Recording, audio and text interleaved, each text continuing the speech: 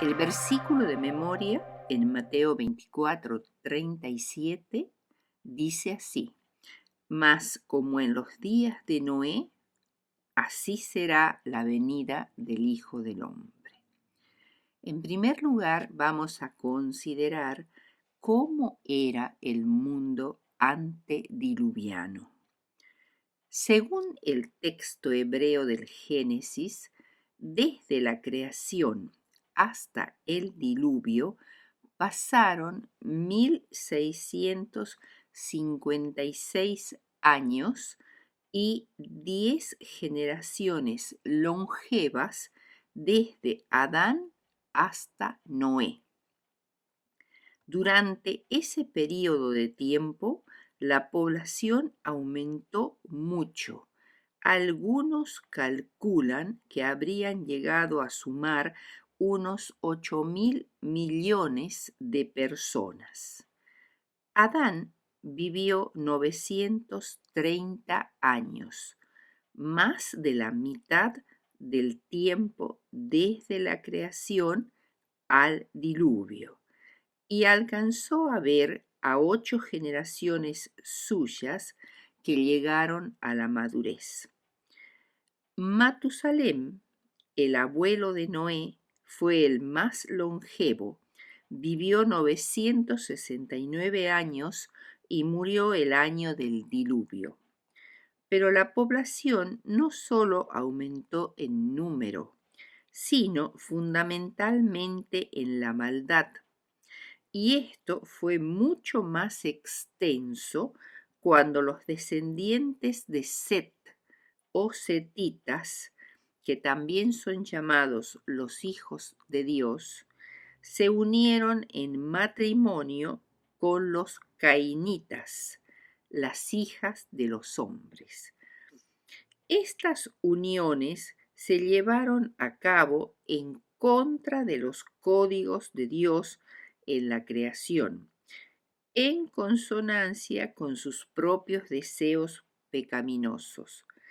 El uso en plural de mujeres sugiere la introducción de la poligamia, y la frase escogiendo entre todas de Génesis 6:2 tiene una connotación de autogratificación, violencia y aún violación, actividades sexuales salvajes y descontroladas, lo cual implicaba un repudio de Dios y de su ley y un abuso de las mujeres.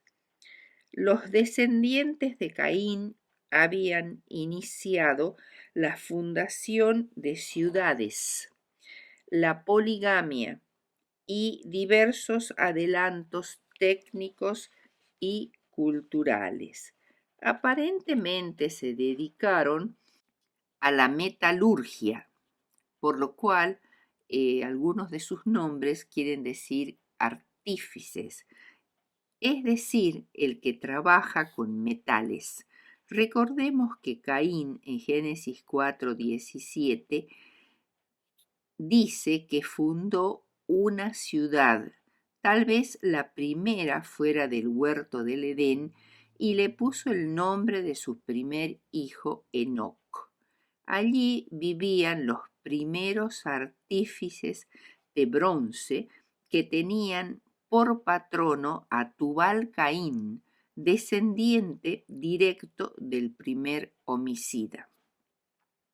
Los asesinatos, la idolatría y la violencia caracterizaron a los cainitas, y cuando éstos se unieron con los setitas, la maldad prevaleció. La Biblia registra que había entre los antediluvianos, en Génesis 6:4, muchos gigantes de gran intelecto, fuerza física y sabiduría, que dedicaban todos sus talentos a la iniquidad, y que esto son los que llegaron a ser varones de renombre, es decir, muy conocidos, no por sus buenos actos, sino que fueron conocidos por ser los crueles tiranos de la antigüedad. La señora White agrega algunos conceptos más para redondear el conocimiento del mundo antediluviano. ¿Cómo ser? La embriaguez era el pecado prevaleciente. Temperancia, página 23. Había muchos ateos, Patriarcas y Profetas, página 79. Una gran difusión de la idolatría, Patriarcas y Profetas, 79. Ofrecían sacrificios humanos, Patriarcas y Profetas, 114. Practicaban extensamente la poligamia, Patriarcas y Profetas, 80.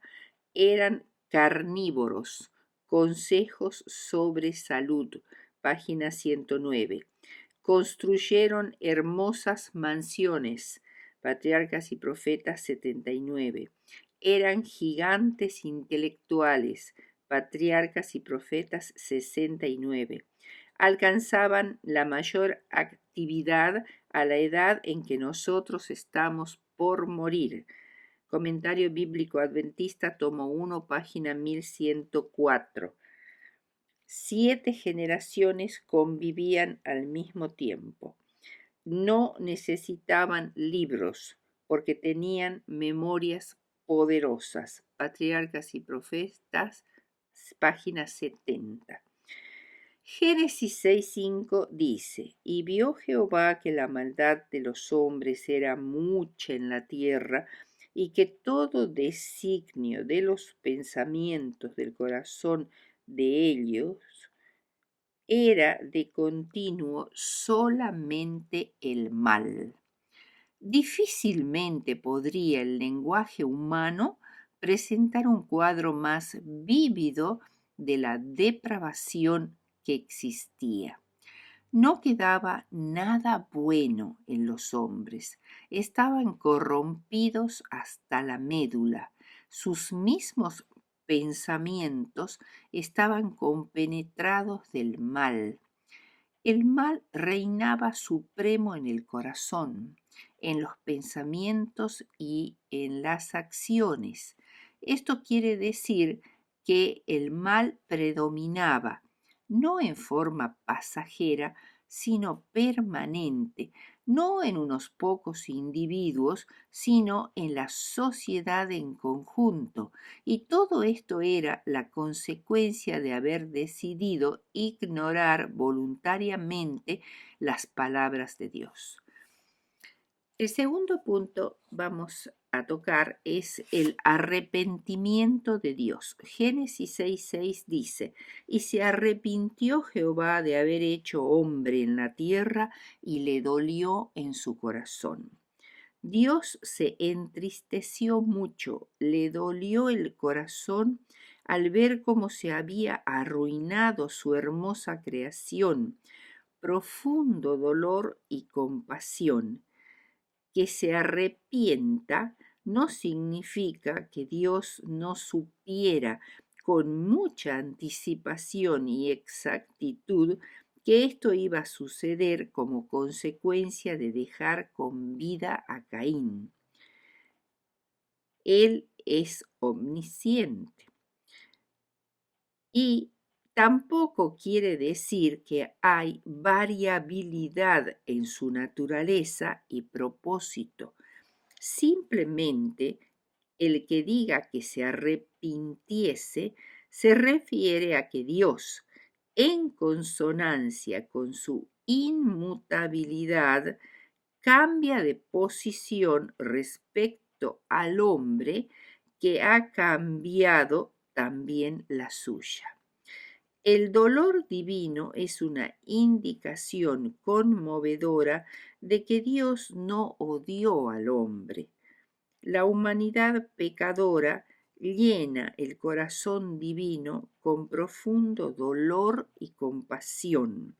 Despierta todo el insondable océano de simpatía en favor de los pecadores de que es capaz el amor infinito. Esto nos confirma que Él es un Dios de amor. Y Oseas 11, 4, 8 lo confirma también. Con cuerdas humanas los atraje, con cuerdas de amor. ¿Cómo podré abandonarte, oh Efraín? ¿Cómo podré yo hacerte como Adma o ponerte como Seboim? Mi corazón se conmueve dentro de mí, se inflama toda mi compasión. No solo se conmovió, sino que promovió una serie de medidas para inducir a los seres humanos al arrepentimiento y el cambio del mundo antediluviano. ¿Cuáles fueron estas medidas? Primero le dio un evangelio de misericordia en la promesa de un redentor que vendría de la simiente de la mujer. Génesis 3:15. Segundo, les proveyó de una sucesión de hombres piadosos, descendientes de Set, que desarrollaron un ministerio de misericordia para amonestar a los pecadores. Tercero, Adán, el primer ser humano creado, que había visto a Dios y conversado con él, vivió 930 años y llegó a convivir con 8 generaciones suyas, a las cuales les contó la historia de la creación, de la entrada del pecado y del plan de redención. Cuarto, Dios no trasladó el huerto de Edén durante toda la era antediluviana. Permaneció allí en la tierra con los ángeles resplandecientes en su entrada custodiando la presencia divina, y ante ella los humanos presentaron sus ofrendas. Quinto, la traslación de Enoc fue un hecho extraordinario, muy extensamente conocido, para demostrar la seguridad de la liberación del pecado y de la muerte. Fue el suceso más significativo de la era antediluviana y fueron testigos de este suceso tanto los justos como los impíos. Su recuerdo ha perdurado hasta hoy entre los judíos, los cristianos y en antiguas leyendas árabes. Sexto, Dios envió al Espíritu Santo para contender con ellos y convencerlos de pecado, de justicia y de juicio. Séptimo, les concedió un largo período de gracia de 120 años con Noé como pregonero de justicia. El tercer punto es la sentencia divina, que se encuentra en Génesis 6, 3 y 7. Y dijo Jehová: no contenderá mi espíritu con el hombre para siempre, porque ciertamente él es carne, mas serán sus días 120 años. Y dijo Jehová: raeré sobre la faz de la tierra a los hombres que he creado, desde el hombre hasta la bestia y hasta el reptil y las aves del cielo, pues me arrepiento de haberlos creado. Cuando decimos que Dios es un Dios de amor, esto no destruye el concepto de que Dios también es un Dios de justicia, y el pecado de la humanidad también lo mueve a una retribución judicial. Yo, Jehová, que escudriño la mente, que pruebo el corazón, para dar a cada uno según su camino, según el fruto de sus obras. Jeremías 18:10. Las decisiones divinas de Génesis 6:3 y Génesis 6:7 revelan las conclusiones a las que se llegó en los concilios celestiales, después de prácticamente 1500 años de gracia, sobre todo después de la universalización de los casamientos mixtos. La primera decisión de estos concilios fue retirar al Espíritu Santo de su obra de reprochar y hacer ver al pecador su pecado y llamarlo al arrepentimiento, en este caso a los antediluvianos. Sin embargo, esta acción no sería total, sino que limitaría la acción del Espíritu Santo a 120 años más, durante los cuales Noé predicaría a sus congéneres mientras construía el arca. Al ser cautivos de sus pasiones, los antediluvianos ya no podían sujetarse al Espíritu de Dios.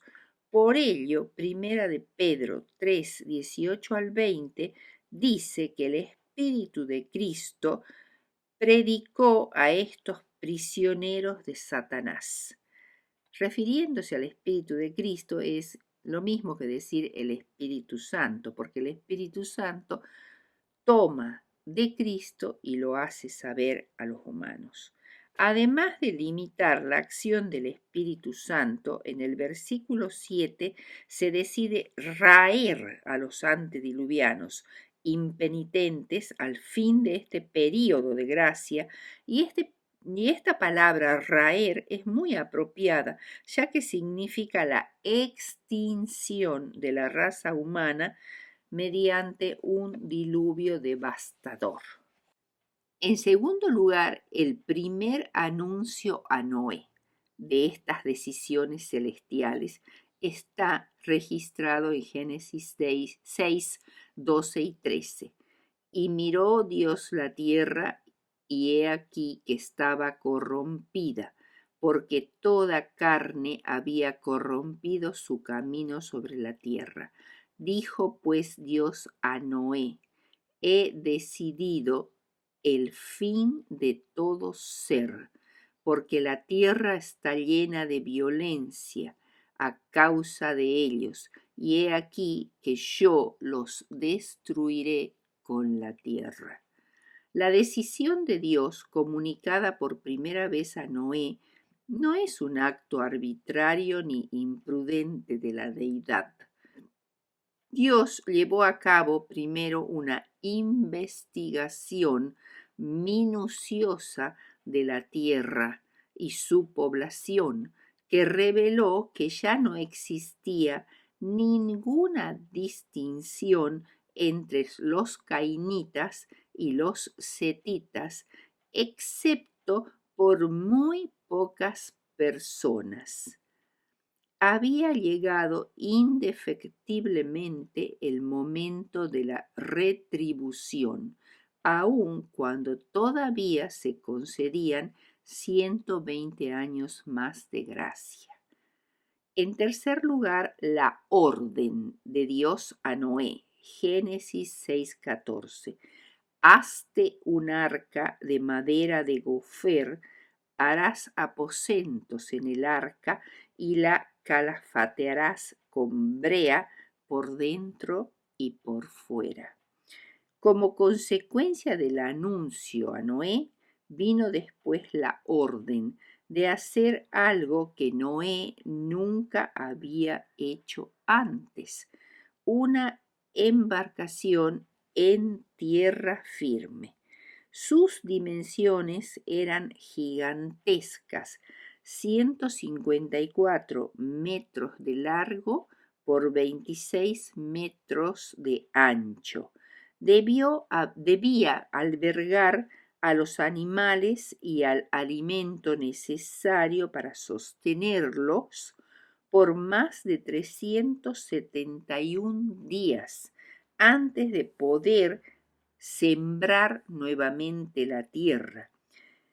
La palabra arca procedía de un término egipcio que designaba grandes barcos marítimos empleados para el transporte de obeliscos y estatuas sagradas en el Nilo. Recordemos que el Génesis fue escrito por Moisés, quien conocía profundamente la cultura egipcia.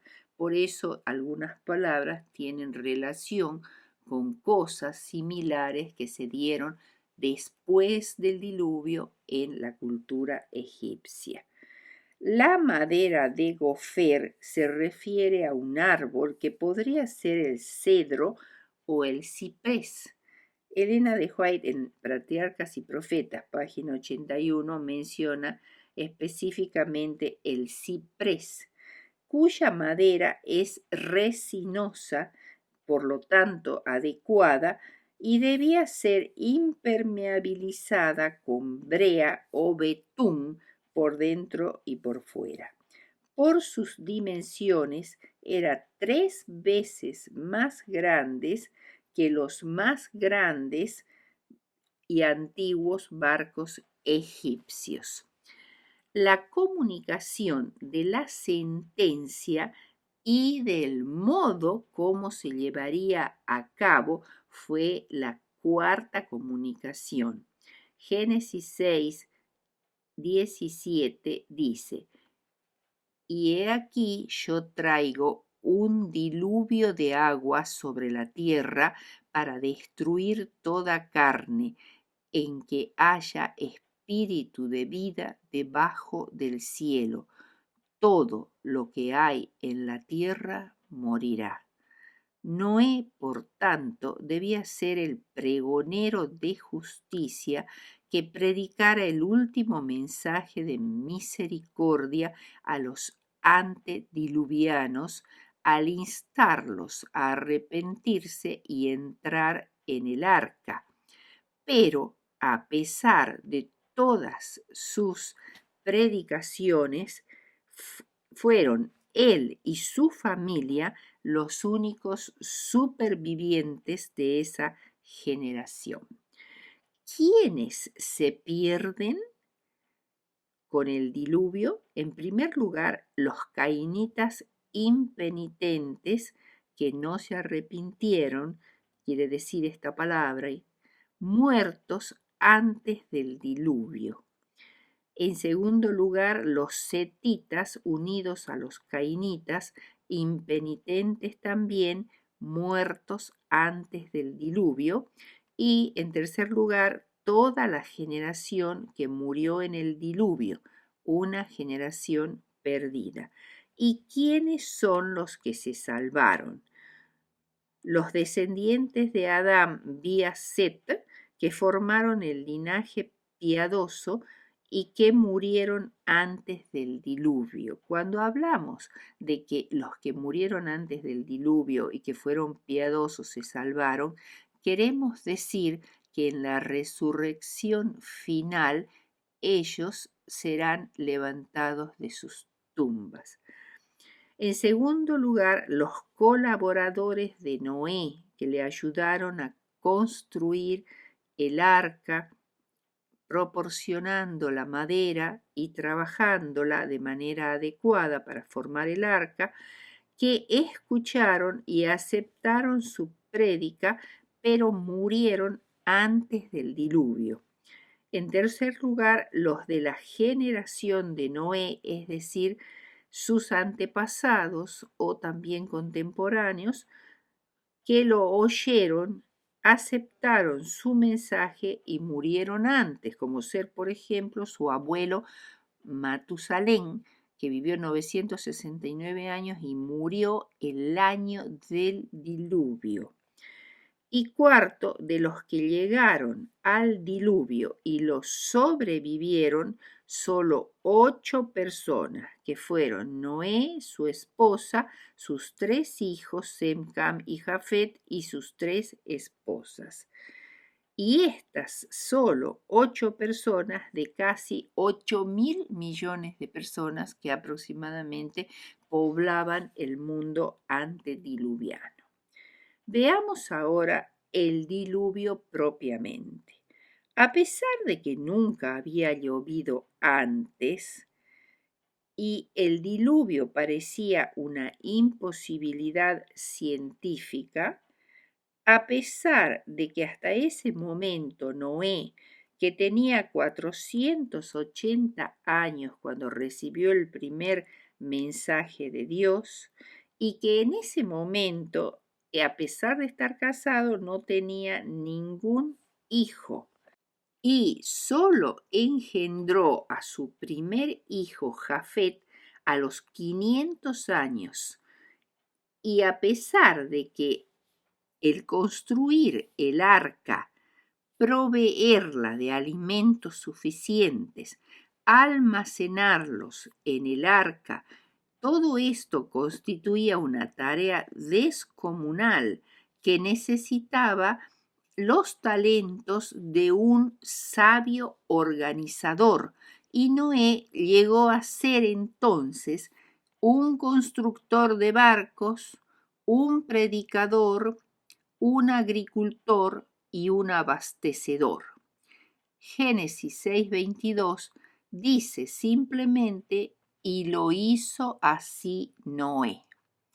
La entrada de Noé y su familia en el arca fue en el día 10 del mes segundo del año 600 de Noé, es decir, cuando Noé tenía 600 años. Y el diluvio comenzó el día 17 del segundo mes del año 600, o sea, 7 días pasaron hasta que empezó el diluvio, y durante esos 7 días toda la familia de Noé estuvo recluida dentro del arca, ya cerrada la puerta por un ángel, bajo las burlas y todos, digamos así, los insultos de los incrédulos, que obviamente los consideraban locos. La lluvia y el ascenso de las aguas prevalecieron por 40 días. O sea, llegamos al día 27 del mes 3 del año 600 de Noé, y se mantuvieron altas por 110 días más, hasta el 17 del mes 7 del año 600. Finalmente bajan las aguas y el arca descansa sobre el monte Ararat el 17 del mes 7 del 600. Se ven los montes recién el día 1 del mes 10 del año 600. Se envía el cuervo 40 días después, el 11 del mes 11 del año 600. La primera paloma el 18 del 11 del mes del año 600, y la paloma vuelve a ser enviada por segunda vez el 25 del 11 del año 600 y por tercera vez el 2 del 12 del año 600. Se quita la cubierta del arca el primero del mes primero del año 601, y la salida del arca de toda la familia es el 27 del mes 2 del año 601. ¿De dónde salió el agua para cubrir la tierra unos 7 metros por encima de los picos más altos de las montañas? En primer lugar, de lluvia densa y persistente, incesante durante 40 días. Segundo, de enormes masas de aguas submarinas, de aguas subterráneas, que surgieron violentamente por brechas que se hicieron en la corteza de la tierra. Una inconmensurable volumen de agua cubría la tierra en forma global. El arca, que estaba firmemente calzada en tierra firme, fue alzada por el agua y flotaba sobre ellas. Muchas veces fueron llevadas de un lado a otro a merced del viento y de las olas. Y en realidad el arca era como una cáscara de nuez en medio de esa masa enorme de agua que se movía de una manera realmente incontrolable. Y solamente el arca pudo permanecer entera y sus habitantes o sus personas que estaban dentro del arca y los animales pudieron sobrevivir porque la mano divina empuñaba el timón. Las aguas se mantuvieron elevadas por 110 días y en ellos la arcilla, la cal y caparazones de animales de los fondos del mar fueron elevados y arrojados violentamente sobre la superficie de las aguas. Es muy probable que durante el diluvio se produjeran simultáneamente múltiples erupciones volcánicas con formación de montañas que antes no existían por el endurecimiento de la lava que salía de los volcanes y además de inmensas corrientes de lodo y de sedimentos debajo del agua. Esto se llama científicamente turbiditas, que se depositaron sobre los continentes sumergidos. Las montañas se fragmentaron y se hicieron escabrosas y las planicies se transformaron en montañas por la deposición de estas corrientes de lodo y además también por la lava que se fue endureciendo. Los árboles, los edificios y las rocas eran lanzados en todas direcciones. Los animales, sorprendidos por la inundación, fueron arrastrados y sepultados rápidamente por tremendas corrientes de lodo, formando así innumerables fósiles, mientras que los que pudieron escapar subían a niveles más altos aún no inundados y por eso se encuentran hasta hoy pisadas fósiles en todo el mundo que nos muestra esta actitud desesperada de los animales por librarse de la muerte. Los grandes bosques antediluvianos, que eran muchísimo más abundantes de los que existen hoy, fueron enterrados por el agua y se convirtieron con el tiempo en los extensos yacimientos carboníferos y de petróleo que hoy explotamos. Elena de White dice que Satanás mismo temió por su vida durante el diluvio. Noé, su familia y los animales que habían entrado allí para ser preservados para después del diluvio sobrevivieron únicamente en virtud de la protección especial de Dios. Cuarto punto, historicidad del diluvio. ¿Hubo en realidad un diluvio universal resultado de un juicio divino que destruyó toda la vida sobre la tierra excepto la de 8 personas? ¿Por qué es imperativo para la ciencia negar una inundación universal? Porque si eso sucedió en un tiempo no tan lejano y eliminó toda la vida en el planeta, es imposible creer en el evolucionismo, porque después del diluvio habría que comenzar otro proceso de evolución desde el diluvio en adelante nuevamente. Sin embargo, Amós 9:6 dice, Él, refiriéndose a Dios, edificó en el cielo sus cámaras, las nubes, ¿no? Y ha establecido su expansión, la atmósfera, sobre la tierra. Él llama a las aguas del mar y sobre la faz de la tierra las derrama. Esto es lo que sucedió con las napas de agua subterránea que se volcaron sobre la tierra en forma muy violenta durante el diluvio. Jehová es su nombre, dice Amós 9:6.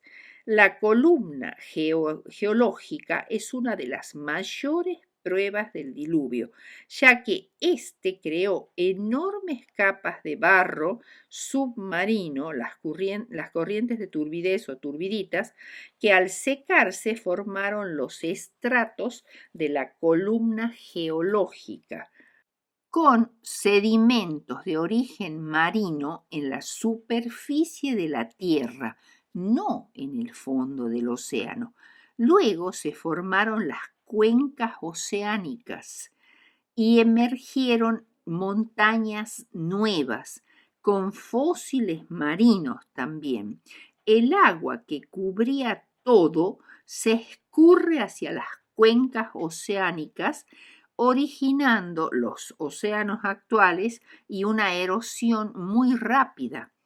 Hay un estrato llamado Cretácico porque consiste en grandes extensiones de fósiles marinos, que muchos de ellos tienen caparazones que están formados por calcio, por un material que se llama creta, por eso se llaman cretácicos estos estratos. Este estrato es muy grande en algunos lugares del mundo y en otros es pequeño, pero está en todas partes del mundo y contiene algas, conchas de los foraminíferos, que son unos pequeñísimos organismos marinos unicelulares que viven solo en el agua. ¿Y cómo llegaron a la superficie de la Tierra? Están encima de la Tierra, algunos en zonas muy altas. La capa cretácica es universal, se extiende de continente a continente y la única explicación para esto es que todo el mundo quedó bajo el agua al mismo tiempo y eso solo se explica con un diluvio universal. Así que imaginemos el mundo entero destruido, lleno con restos de millones y millones de árboles, enterrados o flotando en el agua, algas y plantas acuáticas en la superficie y luego en la parte superior enormes cuencas acuíferas que luego se convirtieron en lagos de sal. La cuenca del Sahara estuvo bajo el agua mucho tiempo. Además, actualmente el planeta se presenta como si en algún tiempo pasado todos los continentes estuvieran juntos. Ahora se presentan separados como si fuera un rompecabezas que encaja perfectamente.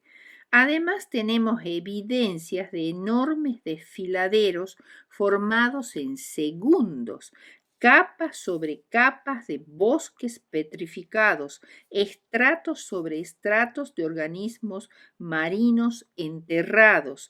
Si se aceptara la existencia del diluvio universal, esto destruiría por completo el evolucionismo. Estas son evidencias geológicas del diluvio, pero además hay evidencias históricas.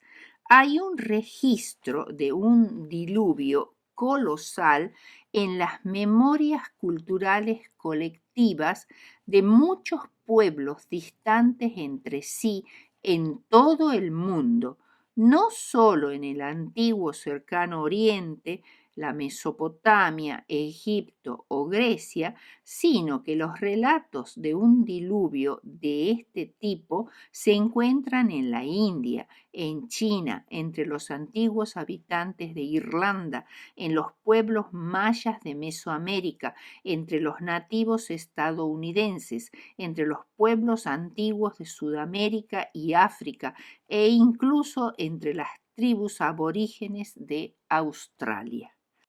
Veamos ahora el fin del diluvio. Después de los 150 días en que las aguas se mantuvieron cubriendo las cumbres de los montes más altos, la Biblia dice, Dios se acordó del arca y su preciosa carga. Esto no significa que Dios los había olvidado. Está significando que comenzó a actuar en su favor, es decir, comenzó a preparar el planeta que estaba en una situación caótica por todo lo que había sucedido, el terrible cataclismo del diluvio, para que Noé y su familia pudieran salir del arca en forma segura e iniciar una nueva vida. Entonces, ¿cómo es que comenzó a actuar en su favor? Hay varias cosas que Dios hizo específicamente para preparar esta salida del arca. En primer lugar, causó un viento poderoso, muy violento, muy veloz, que pasó sobre la tierra y movió con gran fuerzas las aguas que cubrían los continentes sobre las cuales flotaban los cuerpos de hombres y bestias. El viento no solo se llevó el agua con los cadáveres, sino que a veces arrastró también las cumbres de las montañas en grandes avalanchas, formando nuevas montañas y enterrando los cadáveres con los árboles, las piedras y la tierra.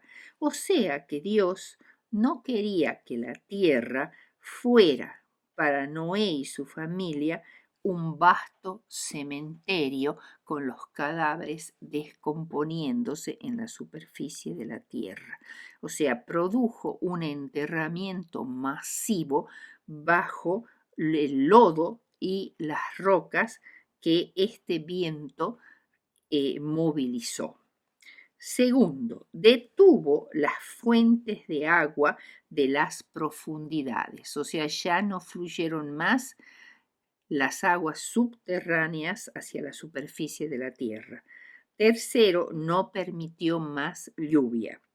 Y su familia, Noé y su familia, pasaron 57 días más después que las aguas se hubieron escurrido del todo. O sea, todo este tiempo que Noé y su familia pasaron dentro del arca podría haber causado impaciencia en ellos y deseo de salir inmediatamente, pero sabiamente se quedaron allí esperando porque Dios estaba preparando el planeta para que ellos pudieran comenzar de nuevo. Noé salió solo cuando un ángel descendió del cielo y abrió la puerta de par en par. Recordemos que también fue un ángel el que cerró la puerta y ya no pudieron salir más.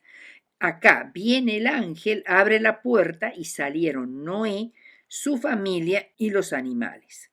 Noé levantó un altar y ofreció sacrificios de agradecimiento y fe en el Salvador. Estos son llamados holocaustos porque son ofrendas en las cuales los animales se queman por completos. Y consagración también de sí mismos a Dios. Estos holocaustos fueron agradables a Dios. Dios respondió con la promesa de no destruir nunca más la tierra con agua y les dio una señal, el arco iris, que les aseguraba que nunca más volvería a destruir la tierra con un diluvio. También Dios les aseguró la fijeza de las estaciones y del ciclo agrícola. Dios hizo un pacto con Noé en el cual los instaba a fructificar, multiplicarse y llenar la tierra, pero les permitió comer carne de animales limpios solamente a causa de la ausencia temporaria de vegetales. Respeto por la santidad de la vida fue uno de los elementos más importantes en el pacto que Dios hizo con Noé y su familia. O sea, dijo, únicamente vas a matar animales limpios, no inmundos, y esto lo harás derramando primero su sangre, porque la sangre representa la vida del animal y la vida tanto de humanos como de animales es sagrada y fundamentalmente se protegió la vida humana, que durante la época antediluviana no valía prácticamente nada porque los homicidios, los asesinatos violentos causaban muertes por doquier. Acá, como consecuencia de después del diluvio, se establece la santidad de la vida, tanto de los animales como de los seres humanos. Conclusión. En Génesis 6, 5 al 7, Dios ve la maldad de la humanidad que está tan generalizada que decide destruir toda la vida sobre la tierra. Pero después del diluvio, Dios ve lo malo de la humanidad, pero por esta razón los preserva. Leamos Génesis 8:21. Y percibió Jehová olor grato, y dijo Jehová en su corazón, no volveré más a maldecir la tierra por causa del hombre, porque el intento del corazón del hombre es malo desde su juventud, ni volveré más a destruir todo ser viviente como he hecho. ¿Cómo entender esto? En un texto Dios dice que va a destruir a toda la humanidad y a todos los seres vivos a causa de la maldad. Y después en el otro texto más posterior, después del diluvio, Dios dice que no va a destruir más la tierra a causa de la maldad del hombre, porque él sabe que el hombre es malo desde su juventud. O sea, en un primer versículo Dios destruye la tierra por la maldad del hombre y en un segundo versículo Dios preserva la vida y dice que no la va a destruir más mediante diluvios porque el hombre es malo. El diluvio no modificó la tendencia inherente al pecado con la cual cada hombre y mujer nacen desde la caída de Adán y Eva.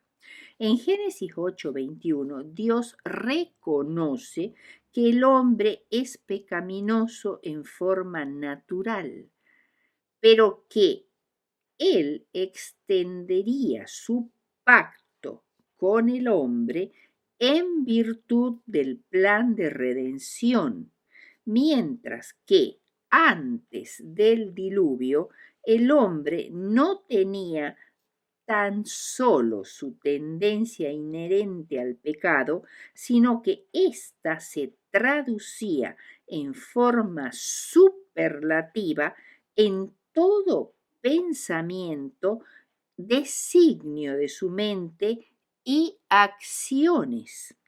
Es decir, en los antediluvianos el pecado había llegado a reinar soberano, haciendo, por tanto, imposible la redención, a pesar de los ruegos y clamores del Espíritu Santo por 120 años. La Biblia dice que el Espíritu Santo clama y gime con clamores indecibles para tratar de convencernos de pecado. Los antediluvianos, por haber endurecido su corazón a causa de la práctica intensiva del pecado, se hicieron absolutamente impermeables a la acción del Espíritu Santo. Por eso era imposible para ellos salvarse. No podía ponerse en acción el plan de redención. Se habían adherido de tal manera al pecado que todo su ser se había pervertido, haciendo necesaria en forma imperiosa una purificación de la tierra. Si Dios no eliminaba a la raza antediluviana pervertida, no sería posible llevar adelante el plan de redención. Por ello, no podemos menos que agradecer la gran compasión y amor de Dios al querer rescatarnos del pecado para siempre.